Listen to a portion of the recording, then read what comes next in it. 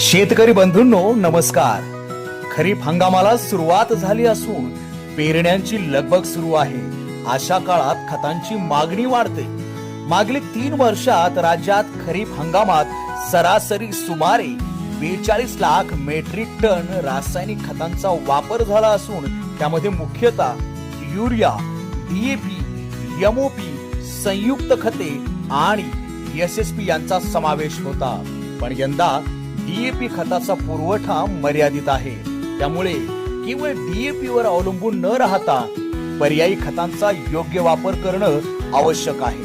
त्यामुळे यंदाच्या हंगामातही उपलब्ध पर्यायांचा विचार करून त्यांचा वापर करणे गरजेचे आहे।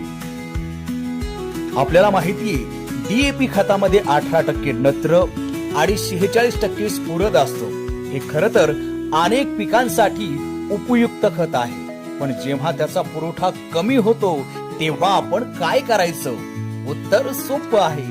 डीएपी ला चांगले पर्याय उपलब्ध आहेत। सर्वात आधी एसएसपी सिंगल सुपर फॉस्फेट, यामध्ये स्फुरद 16%, सोबतच सल्फर आणि सूक्ष्म अन्नद्रव्य असतात। तेलबिया विशेषतः सोयाबीन साठी तर एसएसपी अत्यंत फायदेशीर आहे। 1 गोणी डीएपी ऐवजी अर्धी गोणी युरिया आणि 3 गोण्या एसएसपी वापरल्यास ते उत्तम पर्याय ठरतं। दुसरा पर्याय संयुक्त खते एनपीके, जसं की 10-26-26, 12-32-16, 15-15-15, 20-20-0-13 इत्यादी। यामध्ये नत्र, स्फुरद आणि पालाश ही 3ही अन्नद्रव्ये मिळतात। या खतांचा वापर केल्यास पिकांना संपूर्ण पोषण मिळतं। तिसरा पर्याय टीएसपी ट्रिपल सुपर फॉस्फेट, यामध्ये 46% स्फुरद असतो। 1 गोणी डीएपी ऐवजी अर्धी गोणी युरिया आणि 1 गोणी टीएसपी वापरली तर ते देखील डीएपी खतास उत्तम पर्याय आहे। म्हणून शेतकरी मित्रांनो, फक्त डीएपी खतावर अवलंबून न राहता पर्यायी खताचा वापर करा।